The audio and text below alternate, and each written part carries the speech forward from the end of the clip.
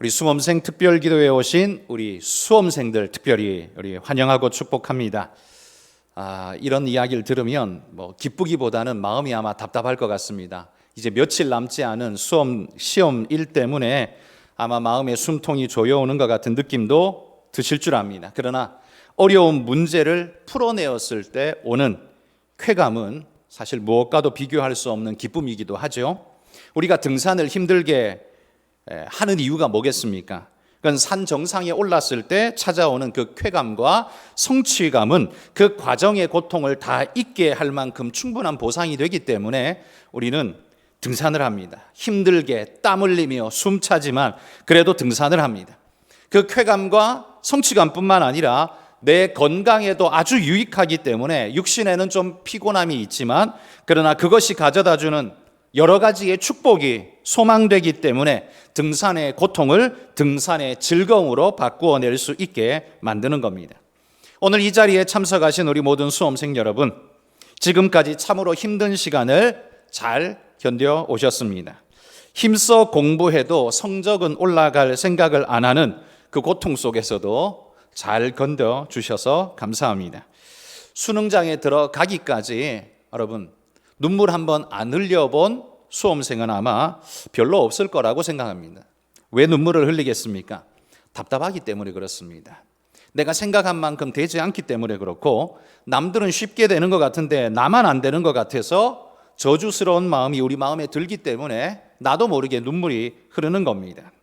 그러나 여러분 장담하건대 다른 친구들도 여러분을 보면서 똑같이 부러움을 가질 거라는 것을 기억하시기 바랍니다. 왜냐하면 그들은 여러분이 얼마나 수고하는지 보지 못해서 모르기 때문입니다. 그래서 성적이 남들이 볼 때는 그냥 오르는 것처럼 보일지도 모릅니다. 그러나 여러분, 결단코 어느 누구도 단 한 사람도요, 수고하지 않고 노력하지 않고 머리가 좋아서 성적이 그냥 올라가는 사람은 단 한 사람도 없습니다. 눈에 보이지 않게 피땀 흘려 수고하는 것이 다 숨어 있기 때문에 그 열매로 그렇게 나타나는 겁니다. 그러니 여러분 용기를 잃지 마시기 바랍니다. 그들은 되는 것처럼 보이고 나는 안 되는 것처럼 보이는 이 현상, 여러분 이게 바로 착시 현상이라는 겁니다. 여러분 사진 찍을 때 자꾸만 같이 함께 사진 찍으면 자꾸만 뒤로 도망가는 사람이 있죠. 왜 뒤로 도망갑니까? 머리통이 크게 나올까 봐. 내 머리가 크게 나올까 봐 자꾸만 뒤로 도망갑니다. 그런데 사진에 작게 나온다고 그 사람의 머리가 진짜 작은 겁니까? 아니죠. 뒤로 도망가서 작게 보이게 만들 뿐이죠. 결국 착시 현상입니다. 현실을 바꾸는 게 아니라 시각을 바꾸는 거죠. 그래서 마치 나는 머리가 크지 않아 작아 라고 과시할 수 있도록 일부러 조작을 만드는 겁니다. 그렇게 카메라는 우리의 조작에 속아줍니다. 내가 뒤로 조금만 가면 남보다 머리가 작아 보이고 내가 조금만 그렇게 하면 무언가 변화가 있는 것처럼 만들 수 있는 거지요. 실제적으로는 변한 게 없는데 말이죠. 카메라의 원근감 때문에 생겨난 착시 현상이라는 겁니다. 그들의 수고 없이 그냥 성적이 올라가고 잘 되는 것처럼 보일지 모르지만 여러분 그게 바로 착시 현상입니다. 남들도 여러분을 보면서 똑같이 그런 착시 현상을 느낄 겁니다. 세상 모든 사람들은요 바로 이런 착시의 눈을 가지고 있다는 것만 기억하십시오. 이 착시 현상은 믿을 게 못 됩니다. 그래서 여러분 이런 착시 현상이 우리를 유혹할 때, 우리 마음을 낙심시킬 때, 우리를 절망에 떨어뜨리려 할 때, 그럴 때 사탄이 나로 하여금 이런 착시 현상을 통해 내 마음에 낙심을 주고 무너뜨린다고 생각하시고 눈을 질끈 감고 보이는 것을 따라가지 마시고 믿는 대로 따라가시는 그런 믿음의 일꾼들이 되시기를 소망합니다. 목사님도요, 저도 고등학교 2학년 때 한 친구가 기억납니다. 제 반에 있었던 키도 별로 크지 않은 통통한 친구였습니다. 그런데 그 친구는 육사를 갖고 또 육사를 지망했던 친구였습니다. 몸매로 봐서는 별로 육사답지 않은데 근데 이 친구는 육사를 갔어요. 근데 이 친구는요 학교에서 쉬는 시간이나 자율학습 시간에 늘 만화만 보던 자든지 만화 보든지 둘 중에 하나 했던 친구입니다. 제가 보면 너무 신기한데 공부하다가 자율학습 시간에 공부하다가 옆을 쳐다보면 책 위에 만화책 얹어놓고 만화 보고 앉아 있어요. 그런데 시험을 보면 만화 본 것 치고는 만화 같은 점수가 나오는 겁니다. 아니 만화를 보면 만화 같은 점수가 나오는 건지 모르지만 진짜 부러웠습니다. 아니 저놈은 맨날 엎드려 자거나 아니면 책 위에다가 만화책 얹어놓고 만화책 보는데 아니 왜 시험을 치면 성적이 저렇게 잘 나오는 거야? 굉장히 부럽고 얄밉기도 했습니다. 그래서 쟤는 그냥 되는 애라고 생각했습니다. 공부할 필요가 별로 없는 애처럼 보였다는 거죠. 되게 억울했죠. 왜냐하면 나는 죽어라 해도 별로 올라가는 게 없는 것 같은데 저놈은 자거나 만화책 보는데 성적이 올라가는 건 도대체 무슨 조화냐 이거죠. 그런데 그 아이와 저를 비교해 보면 저는 정말 피곤하게 인생을 살았다 이런 생각이 되게 많이 들었습니다. 적어도 그때는 정말 그렇게 많이 생각이 들었어요. 그런데 돌이켜보면요, 만약 내가 그때 성적이 진짜 잘 나왔으면 어땠을까 이런 생각을 제가 한 번씩 해봅니다. 만약 제 성적이 목사가 아니라 의사가 될 충분한 성적이었다면 내가 하나님의 부름에 따라서 신학교를 갔을까? 그런 생각을 종종 해봅니다. 만약 그런 성적, 의사의 성적을 포기하고 그것 가지고 목사를 하겠다고 했다면 저는 아마 저희 아버지한테 맞아 죽었을 겁니다. 왜냐하면 저희 아버지는 교회를 다니지 않았을 뿐 아니라 그 당시에는 교회의 핍박자였기 때문에 제가 늘 자주 말씀드렸죠. 아버지한테 못 들을 말도 들으면서 제가 컸다고요. 미친놈 밥 팔아서 똥 사 먹어라. 그런 욕을 먹으면서 제가 교회 다녔다라는 이야기를 예전에도 제가 자주 해드렸습니다. 그러니 그런 분한테요, 제가 의사의 성적이 되는데 목사의 길을 갔다라면 아마 저는 맞아 죽었을지도 모릅니다.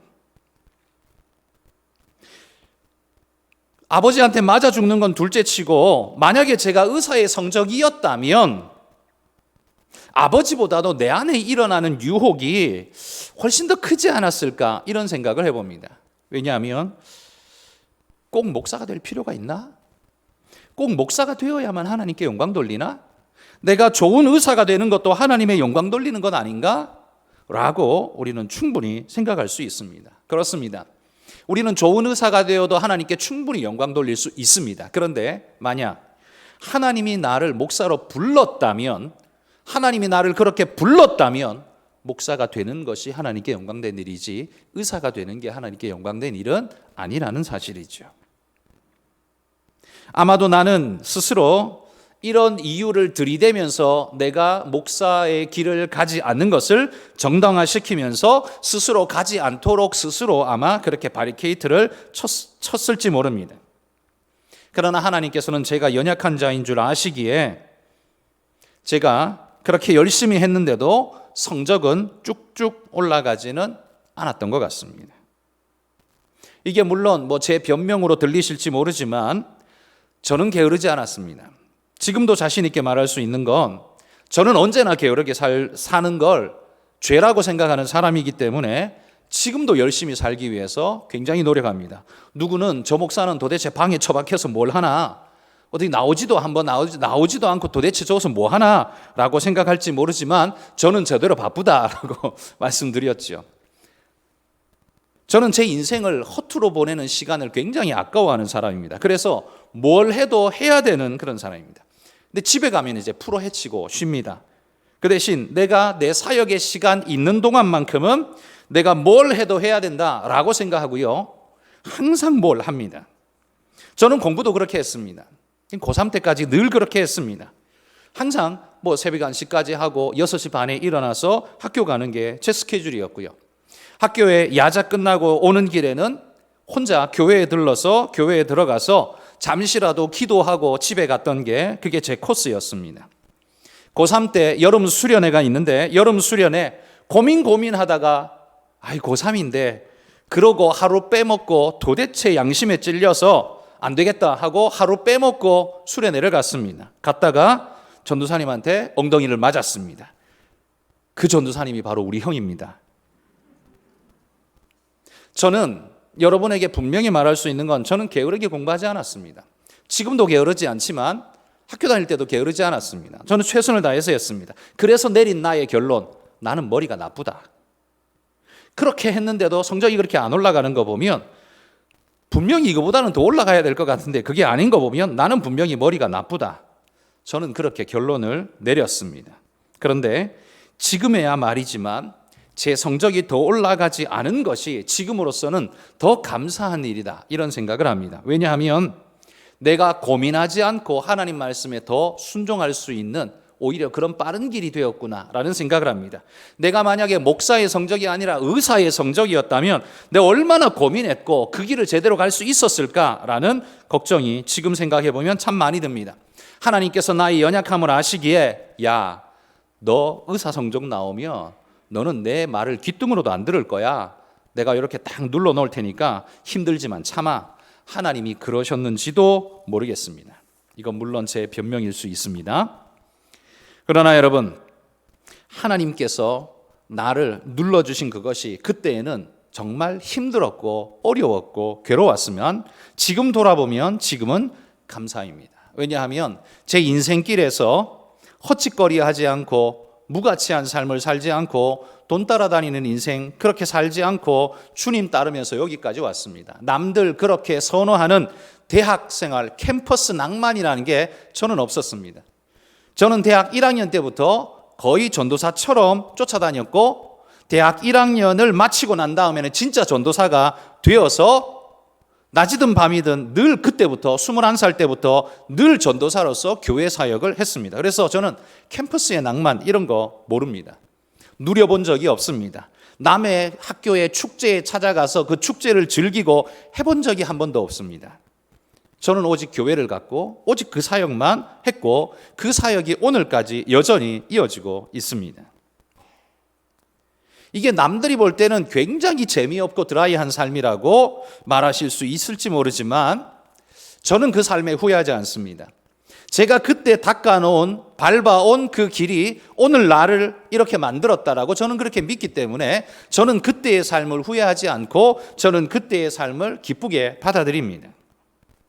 그때는 힘들었는데 공부할 때는 힘들었는데 지나고 보니까요, 아, 이게 내게 복이었구나 라는 사실을 지금은 그렇게 인정할 수 있는 때가 되었다는 겁니다. 그러니 여러분, 우리 수험생 여러분, 오늘 여러분이 죽을 것 같이 힘들고 어려우실지라도 그 속에 하나님의 놀라운 계획과 손길이 있음을 믿으시기를 바랍니다. 지금은 절대로 그게 해석되지 않고 잘 보이지 않을 겁니다. 그런데 시간이 지나고 나면 하나님이 그걸 보여주실 겁니다. 보게 될 때에 여러분의 심령이 아마 지금은 속 터지겠지만 그때에는 하늘 문이 열리는 은혜의 축복이 있을 줄 믿습니다. 그러니 여러분, 힘들고 어렵지만 오늘이 여러분에게 해석되지 않는다고 해서 여러분에게 답이 없는 게 아니고요, 여러분 인생이 막힌 게 아니고요, 여러분 인생이 절망의 나락에 떨어진 게 아니라 단지 오늘 해석이 안 될 뿐입니다. 그런데 그 해석이 언제 되느냐? 내일 된다는 말입니다. 하나님이 원하는 그때에 된다는 말이에요. 그때까지는 참고 기다리면서 오늘을 묵묵히 지나가시면, 이겨내시면 하나님께서 반드시 오늘 막힌 것 같은 내 삶이 무엇 때문인지 왜 때문인지 알게 하시면서 내일 열어주시는 하나님의 은혜가 여러분 삶에 있으리라고 저는 그렇게 확신합니다.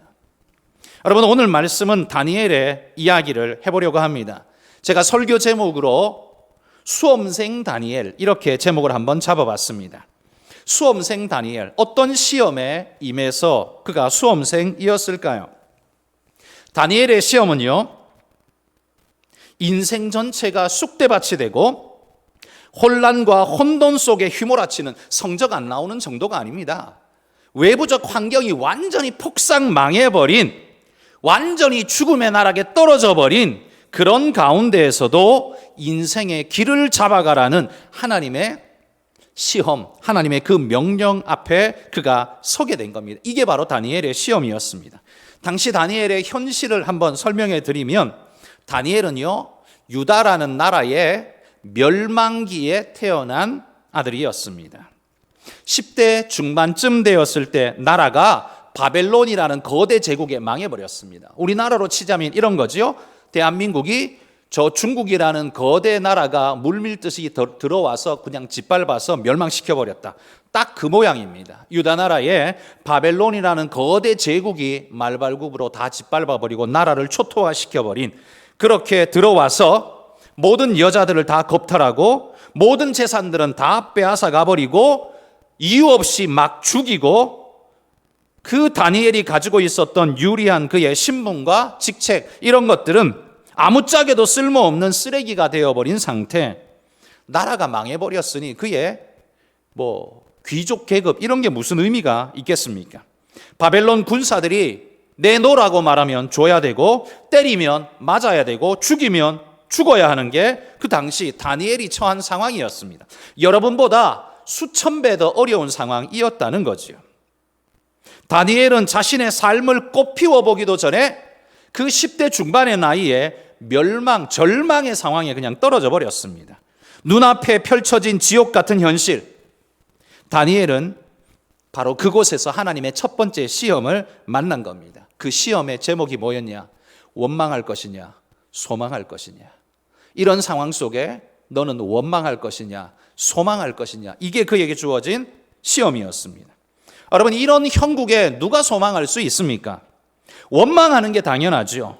마음속에서는 울분이 끝없이 치밀어 오르고 손이 부르르 떨리고 차라리 자살해 죽는 게 훨씬 낫겠다라고 생각할 수 있는 그때, 그게 바로 다니엘의 상황이었습니다. 이런 상황이라면 당연히 원망하는 것이 인간적으로 당연합니다.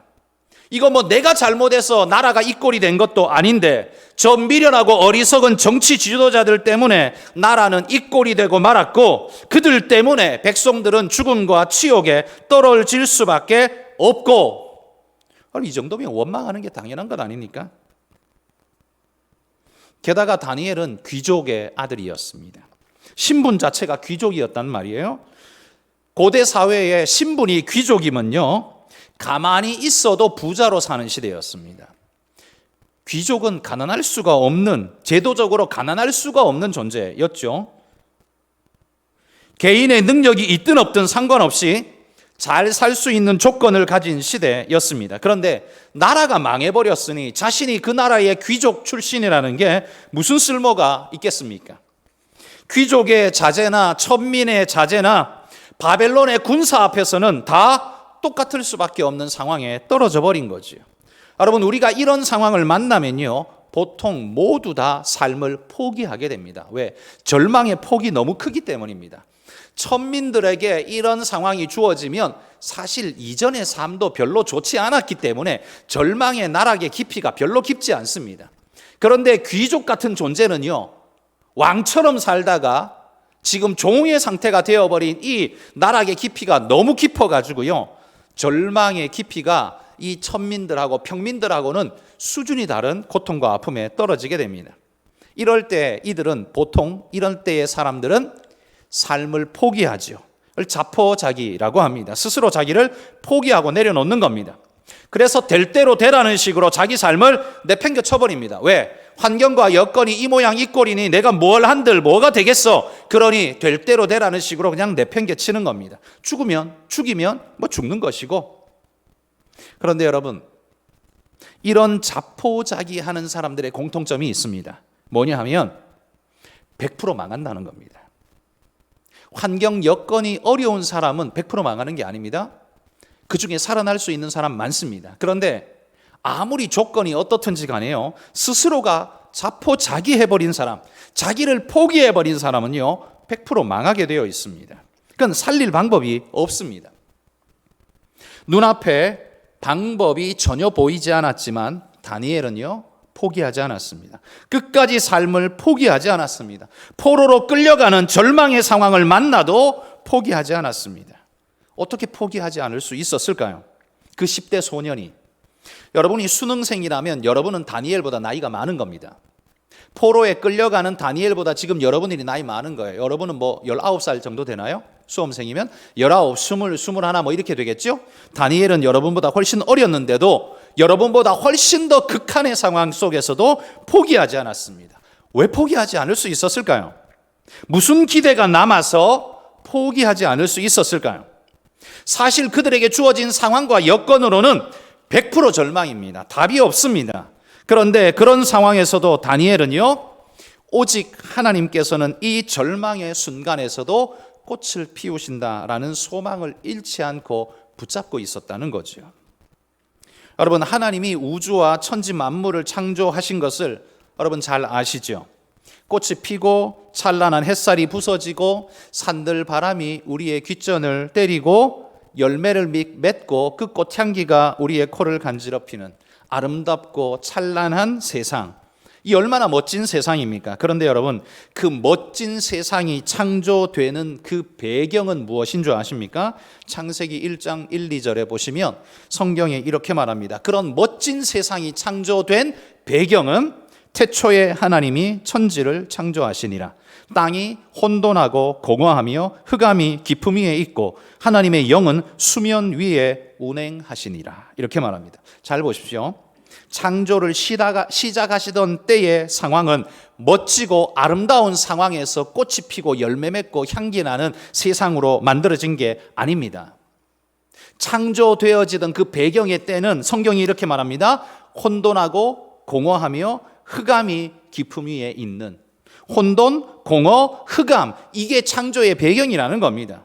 이게 뭐 아름다운 소망을 기대할 수 있는 배경입니까? 이게 하나님의 아름다움을 낳을 수 있는 배경이 됩니까? 절망의 상태예요. 혼돈, 흑암, 공허, 이건 그 자체로 절망이에요. 그런데 그 절망 속에서 하나님이 놀라운 세상을 만들어 내셨다는 겁니다. 이런 배경 속에서 소망을 기대할 수 없는데 소망의 열매를 하나님이 맺으셨다는 거예요. 혼돈, 공허, 흑암, 그 속에 하나님의 말씀이 임했습니다. 뭐라고 임했습니까? 빛이 있으라. 그 한마디 말씀에 빛이 찬란하게 그 혼돈과 흑암을 뚫고 들어와서 그것을 밝히기 시작했습니다. 밝히면서 하나님의 말씀이 하나둘 떨어질 때마다 그 세상이 놀랍게 움직이며 변화되어지기 시작했습니다. 만물의 창조가 시작되어진 겁니다. 흑암이 물러가고 혼돈이 질서로 잡혀가고 공허함이 만물로 가득 채워지는 그런 역사가 움트기 시작했다는 거죠. 기대할 것이 전혀 없는 배경 속에서, 환경 속에서 하나님은 놀라운 소망을 만들어 내셨다는 겁니다. 우리가 가을 산행을 가면 울긋불긋 물든 단풍을 보면서 환호하지 않는 사람이 없습니다. 다들 이렇게 말하죠. 누가 저렇게 멋진 산천초목을 만드셨나? 누가 저렇게 멋지게 온 세상을 물들이셨나? 라고 이야기합니다. 누가 그렇게 하셨겠습니까? 하나님이 그렇게 하셨죠. 그런데 하나님이 그렇게 하신 배경, 원 배경은 뭐라고요? 괜찮고 찬란하고 아름다움이 아닙니다. 혼돈과 공허와 흑암 속에서 하나님이 그걸 만들었다는 거예요. 소망이 전혀 없는 상황 속에서 소망을 만들어내셨다는 말입니다. 그러니 여러분, 여러분의 성적이, 오늘 여러분의 성적이 혼돈과 공허와 흑암일 수 있을지라도 포기하지 마시기를 바랍니다. 하나님이 빛이 있으라 라고 선포하시면 여러분의 인생에도 새 창조의 역사가 일어날 수 있다는 사실을 기억하십시오. 제 친구들 중에도요, 공부 지질이 못했던 바닥에서 쓸고 다녔던 친구들이 지금도 인생을 쓸고 다니냐? 아닙니다. 개 중에는요, 사업 잘해가지고 떵떵거리며 좋은 차 타고 누구보다 부자로 사는 친구들 있습니다. 성적이 나쁘다고 해서 내 인생이 나빠지는 것 아닙니다. 지금 이 순간만큼은 성적으로 여러분을 평가하지만 여러분이 고등학교를 졸업하고 세상 사회에 나가고 나면 더 이상 그걸로 여러분을 평가하지 않습니다. 이제는 다른 것으로 여러분을 평가할 겁니다. 여러분에게 새로운 기회가 주어진다는 말입니다. 그러니 여러분, 하나님이 여러분의 성적, 그 성적표는 혼돈과 공허와 흑암일지라도 하나님이 여러분 삶에 빛이 있으라라고 명령하시면 여러분 삶에도 꽃이 피고 아름다운 꽃동산, 에덴 동산이 열려지는 은혜의 역사가 있을 줄 믿습니다. 믿고 기대하십시오. 다니엘이 그 절망의 순간에서도 한마디로 말해 혼돈과 공허와 흑암의 순간임에도 불구하고 하나님의 빛이 있으라는 그 말씀을 기대하면서 포로로 끌려가면서도 그거 하나 기대하면서 믿음으로 살았더니만 다니엘은요,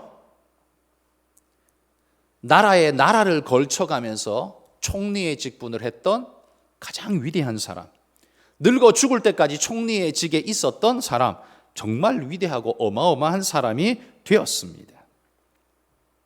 여러분, 세상이 뭐라고 말해도, 사람들이 나를 어떻게 공격해도 포기하지 말고 기다리십시오.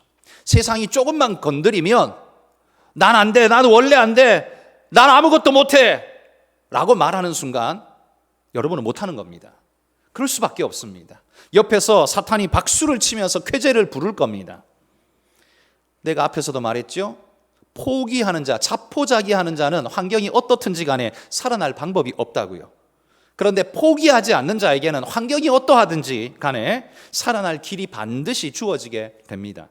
혼돈과 공허 속에도 하나님이 빛이 있으라는 말씀 한마디 주시면 여러분의 인생에도 빛이 들고 놀라운 생명의 역사가 일어나게 될 것입니다. 다니엘은 그걸 기대하면서 꿋꿋이 견뎠습니다. 그러면서 8절에 이렇게 말하죠. 다니엘은 뜻을 정하여. 무슨 뜻을 정했을까요? 하나님이 내 삶에 빛이 있으라 명하시면 내 삶에 이 망해버린 이 혼돈과 흑암과 공허 속에 빠져버린 내 인생에도 새 창조의 역사가 일어나리라 라는 기대의 마음을 놓지 않고 뜻을 정하여 하나님 뜻대로 가려고 그렇게 마음에 결심을 했다는 겁니다. 여러분, 인생은 선택이다, 이런 말 많이 들어보셨죠? 저는 이 말이 맞다고 생각합니다. 인생은 선택입니다. 여러분 앞에 놓인 여러분의 선택에 따라 인생의 방향이 달라집니다. 잘 들으십시오. 여러분이 가진 자원에 따라 여러분의 방향이 달라지는 게 아닙니다. 세상은 여러분에게 그렇게 속이고 말할 겁니다. 그리고 여러분도 그렇게 생각할 겁니다. 내가 가진 자원만큼 내 인생이 달라질 거라고요. 아닙니다. 근데 그렇지 않습니다. 여러분이 가진 자원만큼 달라지는 게 아니라 여러분이 결단하고 결심하는 방향, 여러분이 뭘 선택하느냐, 그 선택에 따라 여러분의 삶의 방향은 달라지게 되어 있습니다. 여러분이 가진 것이 여러분의 방향을 바꾸는 게 아니라요, 여러분이 선택하는 그것이 여러분의 방향을 바꾼다는 말이에요. 가진 게 없어도 올바른 것을 선택하는 자에게는 올바른 길이 열릴 것이고요, 가진 게 아무리 많아도 미련한 것을 선택하는 자에게는 미련한 길이 열릴 수밖에 없는 겁니다. 부자라서 무조건 잘 되는 게 절대 아닙니다. 똑똑하고 머리 좋다고 해서 무조건 잘 되는 게 절대로 아닙니다. 여러분의 선택이 옳고 바르게 된다면 아무리 암담하고 암울한 상황을 만나도 여러분의 미래는 좀 더, 오늘보다 훨씬 더 나은 밝은 길로 갈 수 있을 줄 믿습니다. 그러니 여러분, 좋은 선택을 하십시오. 좋은 선택. 그런데 자포자기하는 자는 좋은 선택을 절대로 할 수 없습니다. 왜? 이미 포기해버렸기 때문에요. 좋은 선택의 길을 스스로가 내던져버렸기 때문에 할 수 없어요. 여러분, 여러분은 부모님을 선택할 수 없었습니다. 태어나 보니까 우리 부모님이었잖아요. 그러나 여러분의 배우자는 여러분이 선택할 수 있습니다. 미래는 바뀔 수 있습니다. 여러분의 머리와 재능은 선택할 수 없습니다. 나면서부터 내게 어느 정도 주어진 어느 정도의 재능이 있을 겁니다. 그러나 여러분이 뭘 하며 살아야 할 것인가는 여러분이 선택할 수 있습니다. 여러분이 세상은 지배할 수 없지만 여러분 스스로의 삶의 방향은 여러분이 정할 수 있는 겁니다. 모든 인생은 오직 이 두 가지의 궁극적 선택 앞에 놓입니다. 다니엘이 그 하나님의 첫 번째 질문 앞에 놓인 것처럼 모든 인생은 다 하나님 앞에 이런 질문 앞에 놓입니다. 내게 주어진 내 삶의 상황 속에 나는 원망할 것이냐, 소망할 것이냐, 이게 우리 삶에 하나님이 주신 질문이라는 말입니다. 그게 하나님의 테스트, 시험이라는 거예요. 수능보다도 훨씬 더 어려운 시험 테스트라는 말입니다. 언제 어떤 상황을 만나든지 이 두 선택 앞에 우리는 항상 놓이게 될 겁니다. 성적이 잘 나올 때도, 성적이 못 나올 때에도, 합격을 할 때에도, 혹은 불합격을 할 때에도 나는 원망할 것이냐, 소망할 것이냐, 언제나 우리는 그 앞에, 그 숙제 앞에 놓인다는 말입니다. 여러분, 어떤 상황을 만나든지 간에 소망을 택하시기를 소망합니다. 여러분의 머리가 모자라고, 여러분의 재력이 없고, 여러분에게 힘이 아무것도 없어 보인다 할지라도 소망을 선택하십시오. 그 소망의 이유는 여러분의 능력에 있는 게 아니라 우리와 함께 하시는 하나님께, 나를 사랑하시는 하나님께 그 소망의 근원이 있기 때문에 여러분들은 소망하셔도 됩니다. 그 소망을 이루어 주실 리가 하나님이기 때문에 소망하셔도 됩니다, 여러분. 여러분, 소망이 아니라 원망을 선택하면 어떻게 됩니까? 원망하는 자는 반드시 삶을 포기하게 되어 있습니다.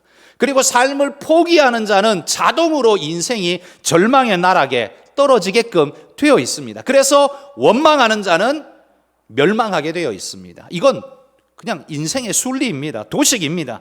그래서 자기 입으로 원망과 불평과 이것만 쏟아내는 자는 잘 될 수가 없습니다. 스스로의 길을 수렁에다가 자기가 집어던져버린, 자기가 그 길을 선택해버렸기 때문에 더 이상 방법이 없다는 말이에요. 그러나 내 삶의 객관적 조건이나 여건들이 좋지 않다 할지라도 여러분이 소망을 선택한다면 거기엔 답이 있습니다. 왜? 여러분 능력보다 능하신 하나님이 여러분의 인생 가운데 역사하실 거기 때문입니다. 빛이 있으라 선포하시면요, 하나님이 우리에게 빛을 주시고 생명을 만드시고 창조를 해내시는 거예요. 내가 하는 게 아니라 하나님이 해내시는 겁니다. 그러니 소망의 길을 선택하십시오. 그리고 결심하십시오. 하나님이 내 인생에 빛이 있으라 하시면 오늘 이 혼돈과 공허와 흑암이 물러가고 거기에 생명이 약동하는 창조의 역사가 일어나리라. 비록 오늘은 흑암이지만 하나님이 내게 말씀하시면 내 인생에 새 창조의 역사가 일어나리라. 여러분, 그 기대를 가지고 포기하지 않는 우리 모든 수험생들이 되시기를 주의 이름으로 축복합니다. 다니엘은요, 그 절망의 상황에도 그가 뜻을 정하여 결단할 때 세 가지의 기준으로 결심했습니다. 첫 번째는 하나님 중심의 결심을 했습니다. 무엇이 옳고 그르냐를 판단하기 어려울 때, 그때 여러분 하나님 중심으로 선택하시기를 바랍니다. 무엇이 이익이 되느냐 마느냐, 여러분 그거 우리를 속이는 덫입니다. 그게 아니라요, 무엇이 하나님 중심이냐를 따지면서 그 길을 가보십시오. 조금 힘들어 보일지 모르지만 궁극적으로 반드시 승리하게 될 것입니다. 하나님이 원하는 방향으로 선택하시면 빛이 있으라는 하나님의 새 역사의 길이 여러분 인생길에 반드시 열려지게 될 줄 믿습니다. 그러니 다니엘처럼 우리도 하나님 중심의 결심을 하시기를 소망합니다. 두 번째는요, 다니엘은 미래 중심의 결심을 했습니다. 이게 무슨 말인가 하면, 오늘 지금 내게 필요로 되어지는, 지금 뭔가 가지면 좋을 것 같은, 그리고 내 말초신경을 자극하는 어떤 것, 오늘 좋은 감각적인 어떤 것을 선택하는 게 아니라 영원히 유익하고 좋은 것이 무엇인가를 따져보고 그것을 선택하라는 겁니다. 오늘 힘들지만 내일 좋은 게 있고요, 오늘 좋지만 영원히 안 좋은 게 있습니다. 그럼 우리는 뭘 선택해야 될까요? 지혜로운 자라면 오늘 힘들지만 내일 좋은 걸 선택할 겁니다.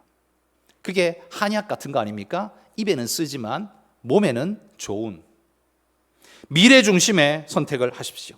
지금 당장 무엇이 좋다고 그거 덥석 물면 원숭이 되는 겁니다. 왜요?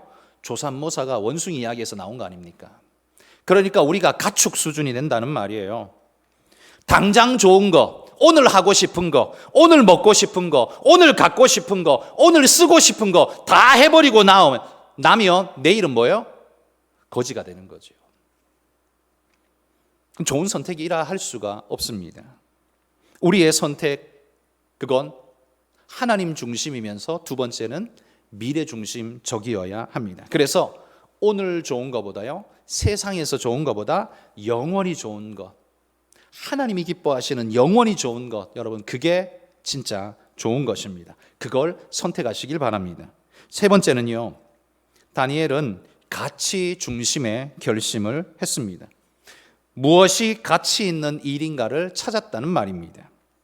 지금 세상은 그런 거 찾지 않습니다. 지금 세상은 뭘 찾습니까? 무엇이 즐거우냐, 무엇이 돈이 되느냐, 딱 요 두 가지 찾습니다. 돈과 즐거움, 이게 오늘 우리 시대 사회의 신 중의 신입니다. 세상 모든 사람들이 바로 이걸 쫓습니다. 그리고 오늘날 만들어지고 있는 이 우리나라의 대한민국의 문화도 바로 그 방향으로 철저하게 흘러가고 있습니다. 그러니까 여러분, 아무 생각 없이 세상 문화 따라가면 여러분은 반드시 어디로 가게 돼 있냐면, 무엇이 즐거우냐, 무엇이 돈이 되느냐, 반드시 그 길로 가게 되어 있습니다. 생각 없이 따라가면, 세상 따라가면, 바로 그 문화에 휩쓸려 가면 거기 떨어지게 되어 있다는 겁니다. 그래서 여러분, 이건 우리가 선택해야 할 길이 아닙니다. 그리스도인은 그런 사람이 아닙니다. 그리스도인은 가치 중심의 선택을 해야 합니다. 무엇이 더 가치 있느냐? 즐겁고 돈 되는 것을 따지는 게 아니라요, 만약 그렇게만 따진다면 그거야말로 먹이를 쫓는 짐승하고 다를 바가 없는 거죠. 그냥 먹을 거 쫓아다니는 아무 생각 없는 짐승하고, 본능적으로 움직이는 짐승하고 똑같은 겁니다. 오늘 이 시대는 세상이 그렇게 말하죠. 네 느낌대로 해. 네 좋은 대로 해. 네가 신이야. 이게 뭔 줄 아십니까? 우리를 짐승 만드는 소리입니다. 본능대로 살라는 소리잖아요. 생각 없이 살라는 말이잖아요. 뒤집어 놓고 보면 이게 얼마나 깊은 독소의 이야기인지 모릅니다. 그런데 이게 지금 우리 사회의 문화가 되어 있고, 그리스도인들조차도 아무 생각 없이 그렇게 따라다니고 있습니다. 그리고 즐기고 있어요. 개념이 없는 거죠. 아무 생각이 없이 사는 겁니다. 다니엘은 그러지 않았습니다. 다니엘은 가치 중심의 선택을 했다는 겁니다. 제가 앞에서 말했죠. 여러분의 가진 것이 여러분의 미래를 결정하는 게 아니라 여러분의 선택이 여러분의 미래를 결정하는 거라고요. 가진 게 없어도 여러분이 바르고 옳은 걸 선택하면 여러분의 미래는 밝게 갈 것입니다. 그런데 그 선택의 기준이 뭐여야 하느냐? 가치 중심의 선택이어야 한다는 말입니다. 그러면 가치 있는 것을 쫓아가는 사람은요, 비록 힘들어 보여도 이유가 있습니다. 남들이 볼 때에도요, 고개가 끄덕여집니다. 그래, 저 사람은 참 힘들지만 훌륭하게 사네. 인정해 줄 수 있습니다. 그런데 짐승처럼 돈 쫓아가고 쾌락 쫓아가는 사람 어떻게 해요? 누릴 거 다 누리고 할 거 다 하는데 가만히 보면 완전 짐승인 거죠. 인간이 그렇게 살면 안 되는 겁니다. 여러분, 어떤 사람은 실패해도 실패가 아닌 그런 사람이 있는가 보면, 어떤 사람은 실패해도 성공처럼 보이는가 하면, 어떤 사람은 성공해도 실패처럼 보이는 사람이 있습니다. 그리스도인은 뭡니까? 남들이 볼 때는 실패한 인생처럼 보일지 모르지만 성공한 사람들입니다. 돈만 밝히고 쾌락만 쫓는 사람은요, 돈 많이 벌고 그냥 짐승처럼 이 짓 저 짓 다 하면서 쾌락을 다 누리지만 결국 그게 뭐예요? 그게 실패예요. 그게 결국 인생 실패고, 그의 발목을 잡고 그를 수렁에 빠뜨리고 결국 파괴에 이르도록 만들고, 그의 정신은 거의 짐승 수준으로 떨어지게 될 것입니다. 인생의 삶 자체가 그렇게 거칠어지게 될 거라는 말입니다. 결국 돈과 쾌락을 쫓아 성공한 사람들은 자기 삶을 끝까지 흑암과 혼돈 속에 몰아넣는 자일 뿐입니다. 그러나 힘들고 어렵지만 그 혼돈과 흑암 속에서 빛이 있으라라고 선포하는 하나님 말씀 따라가는 자는 누가 볼 때 실패자처럼, 아무것도 없는 실패자처럼 보일지 몰라도 그 사람이야말로 진정한 성공자라는 사실을 여러분 기억해야 합니다. 저는 오늘 우리 수험생들에게 이런 당부를 드립니다. 여러분의 삶을 창조해 가십시오. 혼돈과 공허와 흑암의 상황으로 보이는 오늘이지만 여러분의 삶에 하나님이 빛이 있으라 선포해 주시면 그때부터 삶이 완전히 달라진다는 사실을 기억하고 하나님 말씀 붙잡고 믿음의 길, 승리의 길을 걸어가시는 은혜의 자들이 되시기를 소망합니다. 어리석게도 세상이 말하는 그 돈과 쾌락의 길 따라가다가는 짐승되고 만다는 사실을 기억하십시오. 하나님 따라서 옳고 바른 길 갈 때 오늘 이 시대 21세기에 다니엘이 되어질 줄 믿습니다. 여러분은 아직 어리지 않습니다. 나 아직 어려? 아닙니다. 아직도 여전히 어리다고요? 아닙니다. 다니엘은 여러분보다 더 어립니다. 더 어린데도 불구하고 뜻을 정하여 그 인생의 수능보다도 어려운 이 어마어마한 시험을 이겨내고 승리로 그의 인생을 만들어갔던 정말 위대한 사람이 되었습니다. 어리다는데 숨지 마십시오. 코로나 뒤에 우리 성도들 숨지 마십시오. 직장 일이 바쁘고 뭐 한다고 숨지 마십시오. 사실 까놓고 이야기해서 직장 일이 그렇게 바빠도요, 먹을 거 다 챙겨 먹고 놀 거 다 놀고 할 거 다 하지 않습니까? 그런데 교회 가는 것만큼은 어떻게 해요? 일할 거 다 하고 놀 거 다 놀고 다 하고 난 다음에 남는 시간으로 교회 생각하죠. 그러니 안 되죠. 그러니 못 오죠. 금요기도에 정말 못 올 만한 시간입니까? 여기 진짜 못 올 만한 시간입니까? 우리 남자 성도님들, 직장 다니는 분들, 못 올 만한 시간이 아닙니다. 제가 까놓고 이야기해서요, 안 오기로 작정했기 때문에 안 오는 겁니다. 안 가도 된다고 스스로 바리케이트 쳤기 때문에 안 오는 거예요. 오고자 마음만 먹었으면 왔을 겁니다. 늦게라도 나는 축도라도 받겠습니다, 그런 마음을 조금이라도 가지셨으면 왔을 겁니다. 그런데 왜 아무도 안 보이는 겁니까? 왜 이 금요기도의 시간이 9시가 넘었는데 이 시간에도 왜 젊은 사람들은 안 보이는 겁니까? 다 스스로가 알아서 포기했기 때문입니다. 삶을 알아서 포기하고 직장을 앞세워서 그 뒤에 숨고 자식들 앞세워서 그 뒤에 숨고 뭐 뒤 앞세워서 코로나 앞세워서 그 뒤에 숨고 맨날 그렇게 숨어 다니기 때문에 그 수많은 이유 뒤에 숨어서 도망다니는 겁니다. 그러니 영원토록 도망다니는 인생밖에 될 수 없습니다. 여러분, 그걸 뛰어넘으셔야 합니다. 이기셔야 합니다. 뜻을 정하고 결심하셔야 합니다. 언제까지 코로나 뒤에 숨어서 그렇게 도망다니시겠습니까?